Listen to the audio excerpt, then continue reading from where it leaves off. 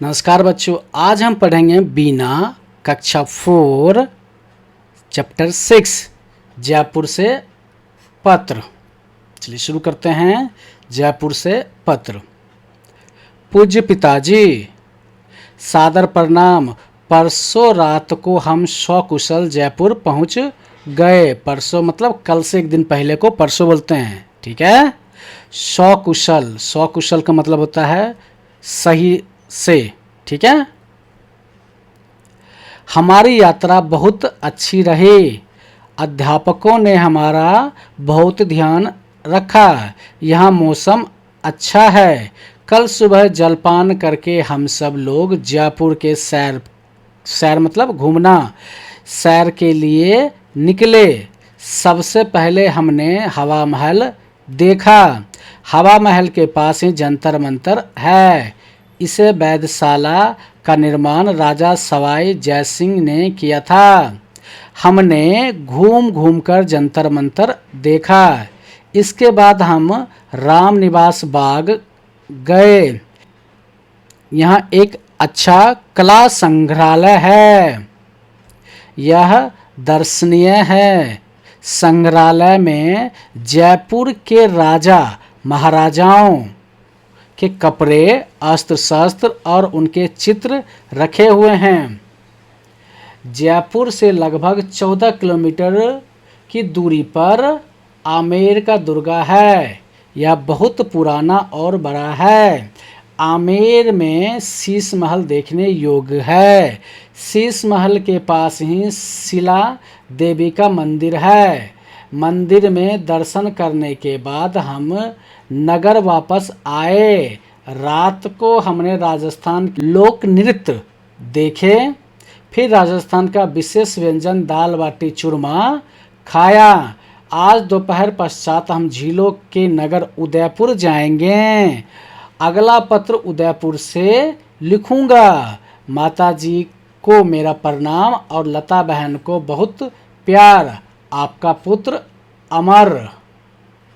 ठीक है, अमर ने अपने पिताजी को पत्र लिखा जयपुर से। बातचीत के लिए पहला प्रश्न देख लेते हैं। आपको घूमना कैसा लगता है? इसका उत्तर है, मुझे घूमना बहुत अच्छा लगता है क्योंकि इससे नई जगह के बारे में जानकारी मिलती है। प्रश्न 2, अगर आपके आसपास कोई ऐसा स्थान है जहां बाहर से लोग घूमने आते हैं तो उसके विषय में बताइए। उत्तर है इसका, मेरे आसपास लाल किला है। यहाँ दूर दूर से लोग घूमने आते हैं। यह ऐतिहासिक स्थान है। प्रश्न 3, अगर आपको किसी स्थान पर जाने का अवसर मिले तो आप कहाँ जाना चाहेंगे और क्यों? इसका उत्तर है, मैं जयपुर जाना चाहूँगा क्योंकि वहाँ बहुत सुंदर महल और किले हैं। प्रश्न 4, यदि आप या आपके परिवार का कोई सदस्य कहीं घूमने गया हो तो उसके विषय में बताइए। उत्तर है इसका, मैं अपने परिवार के साथ आगरा गया था। वहाँ मैंने ताजमहल देखा। ठीक है, इस चारों प्रश्न का उत्तर आप अपने हिसाब से भी लिख सकते हैं।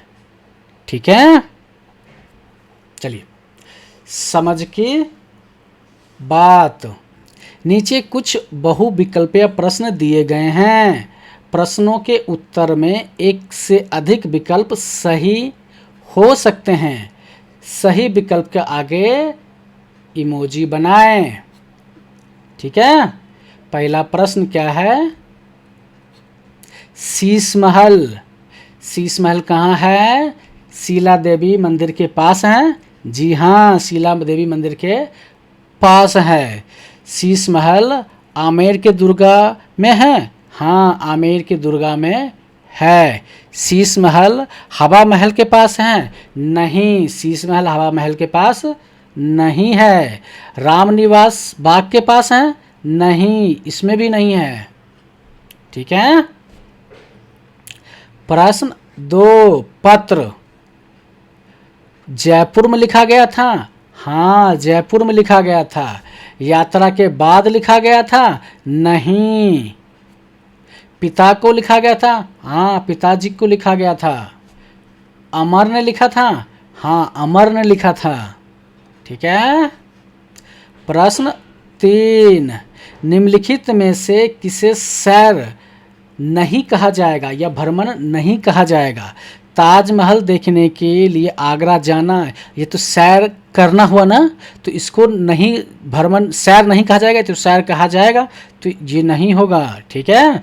बीमारी के उपचार के लिए नगर जाना, ये सैर नहीं होगा। ठीक है। पढ़ाई के लिए शिलोंग जाना, ये भी सैर नहीं होगा। ठीक है। भारत दर्शन पर जाना, ये तो सैर ही होगा। ठीक है।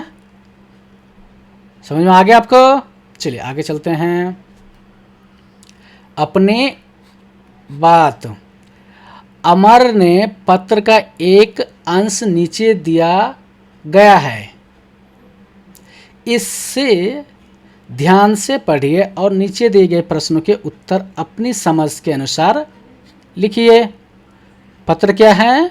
परसों रात को हम सकुशल जयपुर पहुंच गए।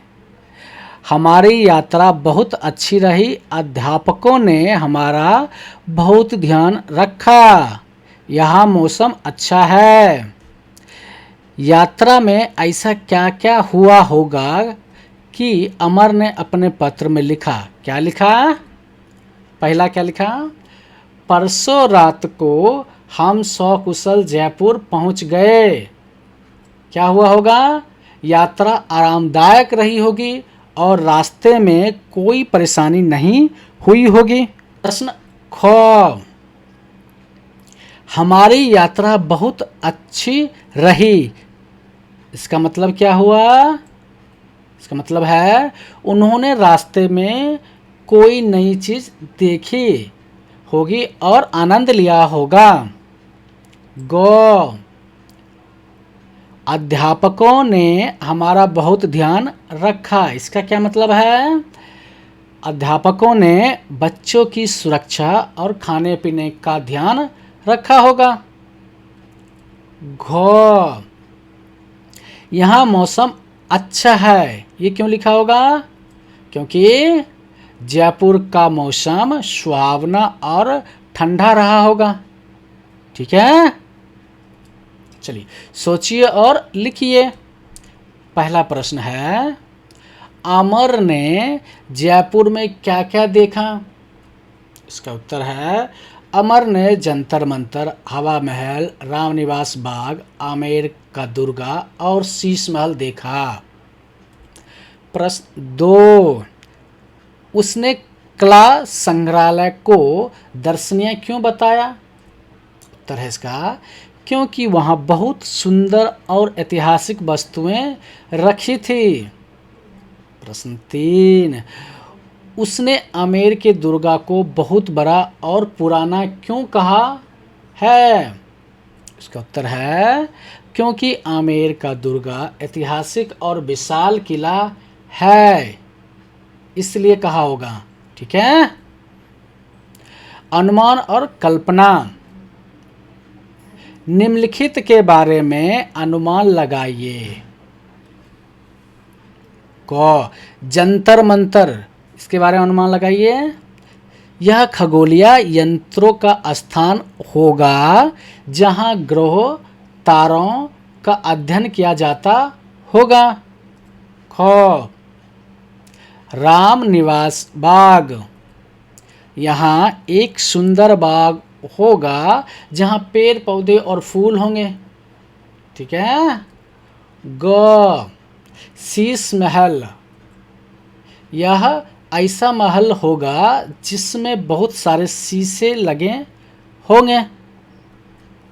घ, हवा महल, यह ऐसा महल होगा जिसमें हवा आने जाने के लिए बहुत खिड़कियां होगी। ठीक है। प्रश्न 2, उदयपुर को झीलों का नगर क्यों कहा जाता है? इसका उत्तर है क्योंकि वहाँ बहुत सारी सुंदर झीलें हैं, इसलिए उदयपुर को झीलों का नगर कहा जाता है। खान पान। अमर ने उदयपुर में दाल बाटी चूरमा खाया। आइए इस व्यंजन के बारे में जानते हैं। दाल बाटी चूरमा एक पारंपरिक राजस्थानी व्यंजन है। इसमें 3 मुख्य व्यंजन होते हैं। पहला होता है दाल। यह अरहर, मूंग, चने या मसूर की दाल से बनती है। इसे कई मसालों के साथ पकाकर बनाया जाता है, जिससे इसका स्वाद बढ़ जाता है। हरा धनिया इसके स्वाद को और भी बढ़ा देता है। दूसरा होता है बाटी। यह गेहूं के आटे से बनी गोल लोई होती है, जिन्हें उपले और लकड़ियों की आग में सेका जाता है। फिर तैयार गरम बाटियों को घी में डुबोया जाता है। इसके बाद इसे खाने के लिए परोसा जाता है। यह बाटियां बाहर से कुरकुरी और अंदर से मुलायम होती है। चूरमा। यह थोड़े मोटे आटे से बनता है। इसे बनाने के लिए पहले बाटी अथवा मोटी रोटी बनाई जाती है, फिर इसे मुसल की सहायता से ओखली में कूटा जाता है। जब यह बारीक हो जाता है तब इसमें घी, सूखे मेवे और बुरा मतलब गुड़ के जो दाने होते हैं उसको बुरा बोलते हैं। ठीक है, गुड़ अथवा चीनी से मिलता जुलता पदार्थ या मीठे पदार्थ, ठीक है, बुरा मिला दिया जाता है। आधुनिक समय में इसे बनाने के लिए कुछ परिवर्तन आ गए हैं। आपकी रुचि का व्यंजन। ठीक है, अगर आप अपने रुचिकर व्यंजनों में से किसी एक के विषय में बताएं जो आपको अच्छा लगता है खाने में, उस व्यंजन के बारे में, किसी एक व्यंजन के बारे में बताएं। ठीक है, जो आपके घर में विशेष अवसरों पर बनाया जाता है। संक्षेप में बताएं कि यह कैसे तैयार किया जाता है, इसमें क्या क्या सामग्री डाली जाती है। ठीक है, आया समझ में? आप अपने हिसाब से अपने घर में जो चीज़ आपको अच्छा लगता है उसके बारे में बताएंगे कि क्या क्या इसमें डाले जाते हैं और कैसे बनते हैं। ठीक है, चलिए। उपला। उपला किसे कैसे बनाए जाते हैं वो यहाँ पे बताया गया है। उपला, जिसे गोईठा अथवा कंडा भी कहा जाता है, गाय या भैंस के गोबर से बना एक पारंपरिक ईंधन है। इसे गोबर को हाथ से आकार देकर और धूप में सुखाकर बनाया जाता है। ठीक है, इन्हें भी जानिए। डाक और पेटी, जिसको पोस्ट बॉक्स बोलते हैं, इसको डाक पेटी बोलते हैं। ठीक है, डाक पेटी एक लाल रंग की पेटी होती है। इसका प्रयोग भेजी जाने वाली चिट्ठियों का संग्रह करने के लिए किया जाता है। जब हमें किसी को चिट्ठी भेजनी होती है तो हम उस पर सही पता लिखकर डाक पेटी में डाल देते हैं। फिर डाकघर या पोस्ट ऑफिस वाले डाकिया भैया बहन इस डाक पेटी से चिट्ठियां निकाल कर डाकघर ले जाते हैं। डाकघर में चिट्ठियों पते पर लिखे नगरों के डाकघरों को भेजी जाती है। इसके पश्चात डाकिया भैया उन्हें सही पते पर देने जाते हैं। ठीक है, ये क्या है? Pin code. पिन कोड क्या होता है? 6 अंकों की संख्या होती है।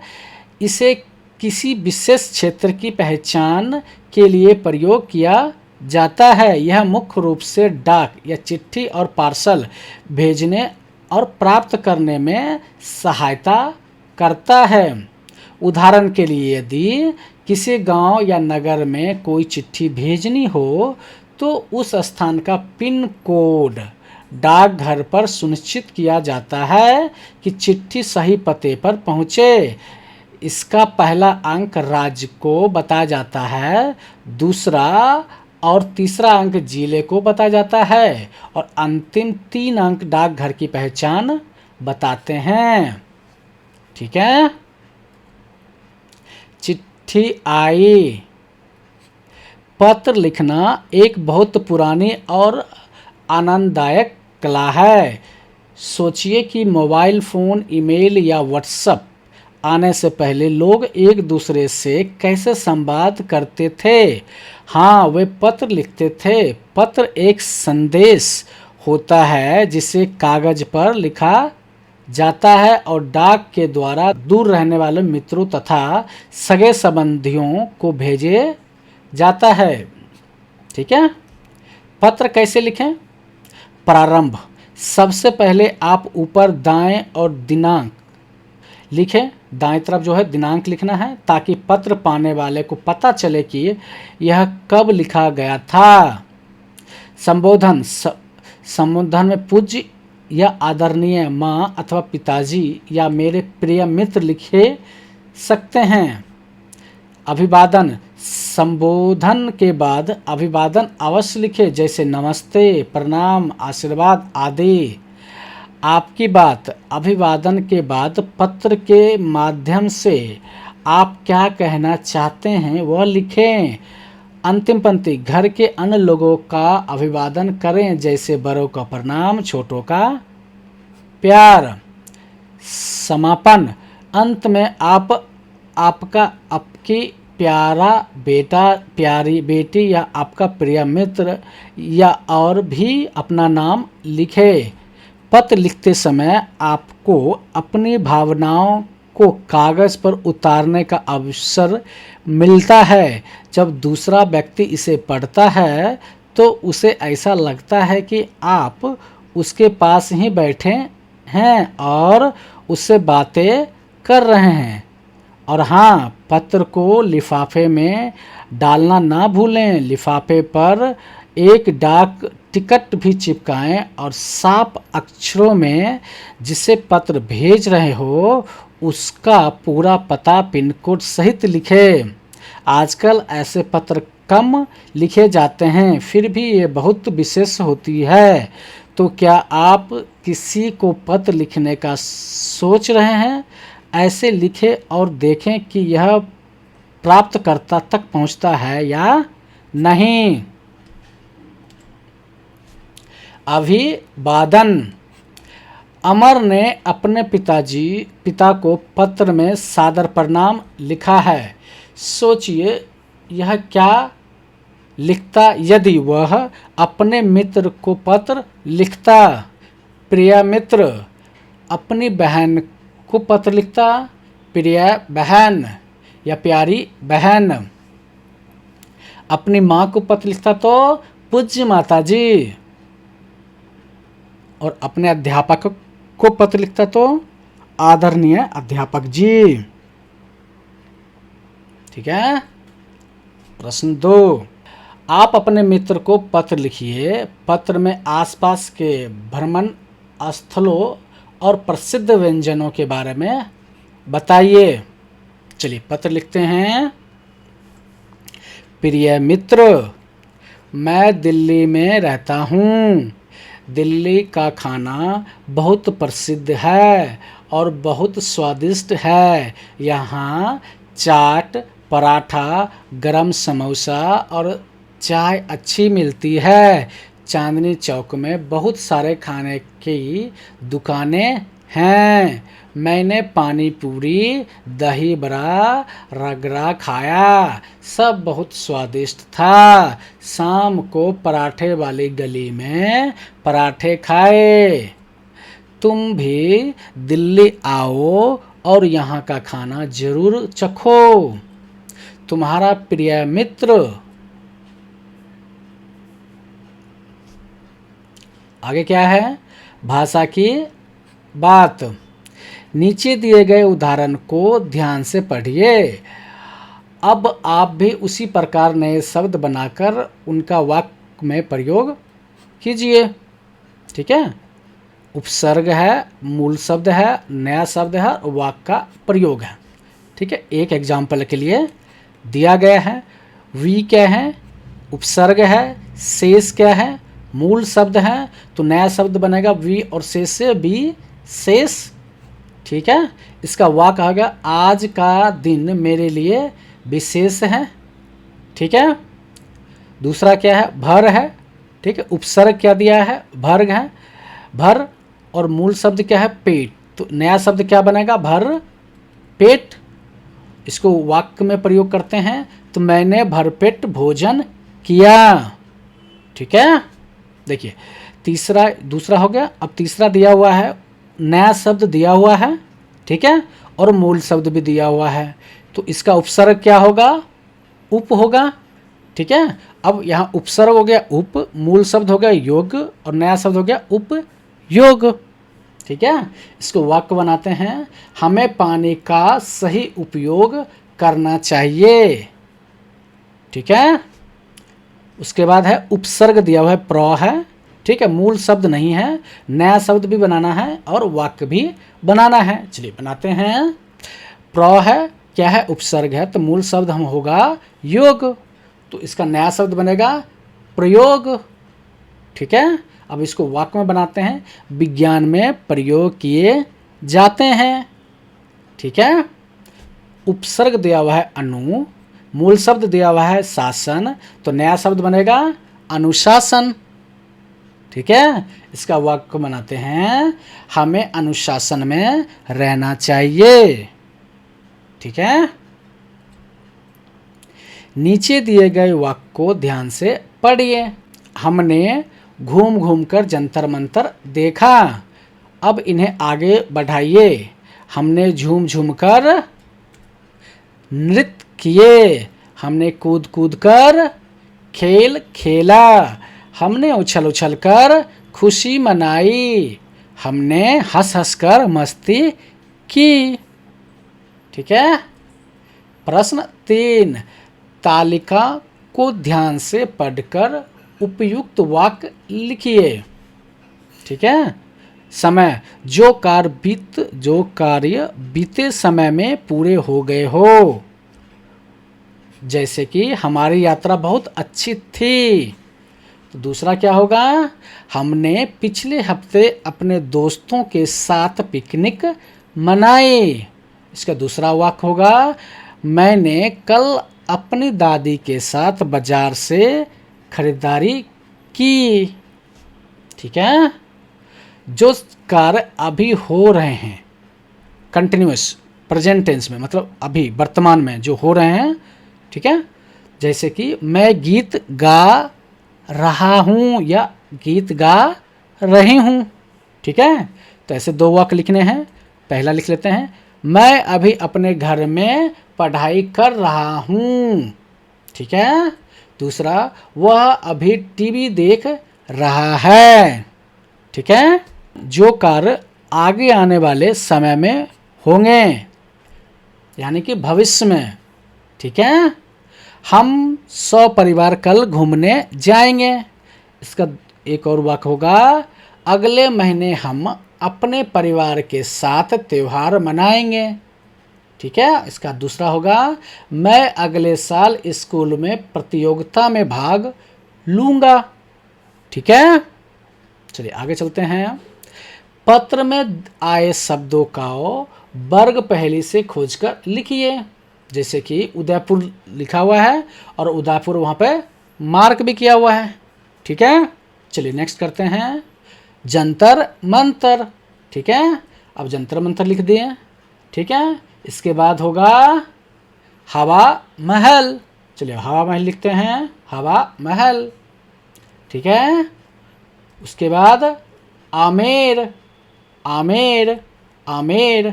ठीक है, उसके बाद चूरमा। ठीक है, तो चूरमा।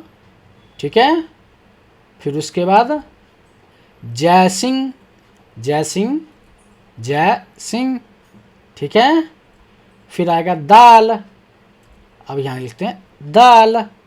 फिर क्या है, राजा, तो ये हो जाएगा राजा, ठीक है। फिर आएगा जयपुर, फिर जयपुर। फिर कला, कला, ठीक है। बाटी, तो यहाँ जाएगा बाटी, ठीक है। समझ में आ गया आपको? चलिए आगे चलते हैं। पांचवा क्या है, पत्र में संग्रहालय शब्द आया है, ऐसे और भी शब्द पता कीजिए जैसे विद्यालय, और उन्हें समझिए और अपनी लेख पुस्तिका में उनका वाक्य में प्रयोग कीजिए, ठीक है। पहले मैं क्या कर रहा हूँ, शब्द लिख देता हूँ, फिर उसको वाक्य में प्रयोग करके बताता हूँ, ठीक है। चलिए आगे चलते हैं। विद्यालय दिया हुआ है, दूसरा क्या है, कार्यालय, फिर भोजनालय, फिर पुस्तकालय, फिर अनाथालय, फिर चिकित्सालय, फिर गृहालय, फिर शिशुआलय, ठीक है। अब इसका हम वाक्य बनाते हैं। मैं विद्यालय जाता हूँ, ठीक है।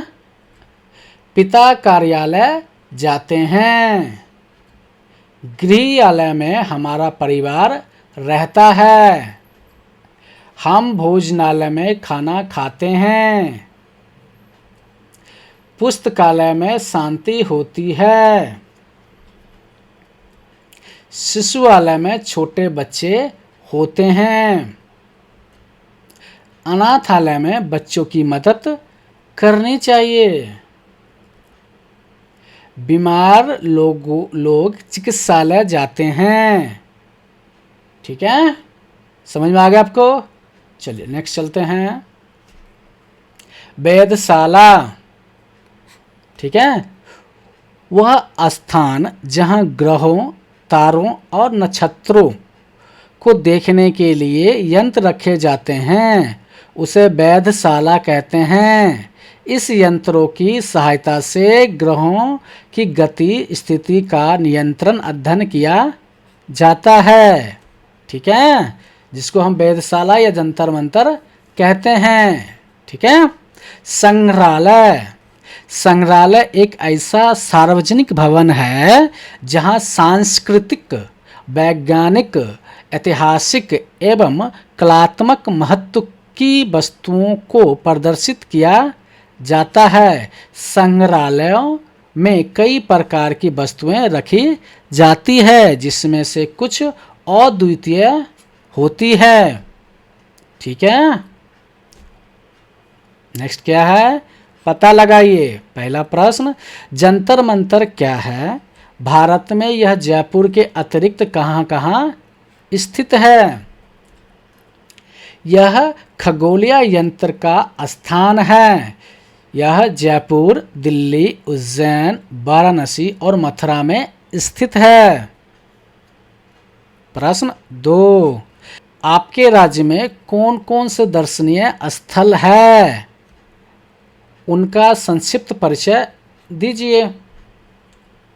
दिल्ली में दर्शनीय स्थान हैं इंडिया गेट, कुतुब मीनार, लाल किला, ठीक है। कुछ कीजिए, क्या करना है आपको, कुछ करना है, और क्या करना है मैं बता रहा हूं आपको, ये सब आपको करना है। जैसे पहला क्या है, अपने शिक्षक या किसी बड़े सदस्य के साथ डाकघर जाइए, वहाँ क्या क्या काम किए जाते हैं इसकी जानकारी एकत्रित कीजिए।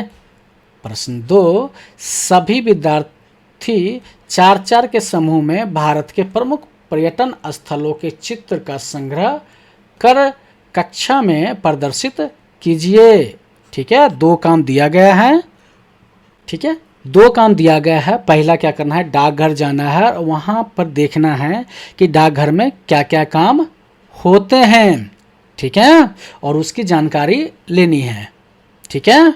दूसरा काम क्या है कि 4-4 के समूह बनानी है और प्रमुख पर्यटक स्थलों के चित्र को संग्रहित करना है और अपने कक्षा में एक दूसरे को दिखाने हैं और टीचर को भी दिखाने हैं। ठीक है, चलिए आगे चलते हैं। पत्र की यात्रा। पत्र कहाँ से शुरू हुआ था और कैसे शुरू हुआ था? ठीक है, प्राचीन काल में संदेश या पत्र भेजने के लिए व्यक्ति विशेष होते थे जिन्हें दूत कहा जाता था। कम दूरी के लिए दूत पैदल ही जाकर पत्र पहुंचा देते थे। लंबी दूरी के लिए पक्षियों विशेषकर कबूतरों द्वारा पत्र भेजे जाते थे। ठीक है, यदि अति आवश्यक पात्राचार के लिए बारी बारी से दौड़कर दूतों द्वारा पत्र पहुंचाए जाते थे। एक दूसरे पत्र लेकर कुछ निश्चित दूरी तक दौड़ता था, उसके बाद दूसरे संदेश वाहक को पत्र पकड़ा देता था। ठीक है, लंबी दूरी तक संदेश पहुंचाने के लिए अश्वदूत अर्थात घुड़सवारों द्वारा भी पत्र भेजे जाते थे। भारत में डाक विभाग की स्थापना सन 1854 में हुई। इसके अलावा देश में डाकघर खोले गए। आज इस यात्रा में स्पीड पोस्ट जैसी सुविधाएं भी उपलब्ध है। ठीक है, शब्दों का फुवारा। ठीक है, ये क्या है? हवा, महल। ठीक है, दूसरा क्या है? आ लिखा हुआ है तो ये क्या होगा? अनजाता। ठीक है, तीसरा लिखा है चा से क्या होगा? चार मीनार। ठीक है, चौथा क्या है? हा और ब्रिज, ये क्या हो जाएगा? हावड़ा ब्रिज। ठीक है, पांचवा क्या है? ला शुरू होगा और ला से अंत होगा, लाल किला। ठीक है, और छठा क्या होगा? ता से ताज महल। ठीक है, आगे समझ में? भरा मटर से एक बतासा, मुंह में फूटे फक, खट्टा तीखा और चटपटा, पानी निकले भक।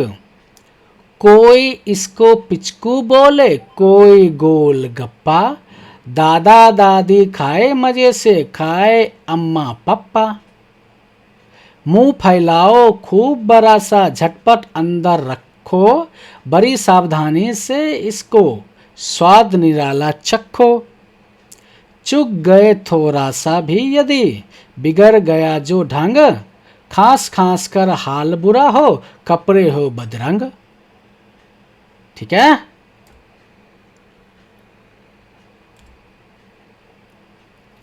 वीडियो को लाइक करें, कमेंट करें, चैनल पर नए हैं तो सब्सक्राइब करें। वीडियो देखने के लिए आपको धन्यवाद।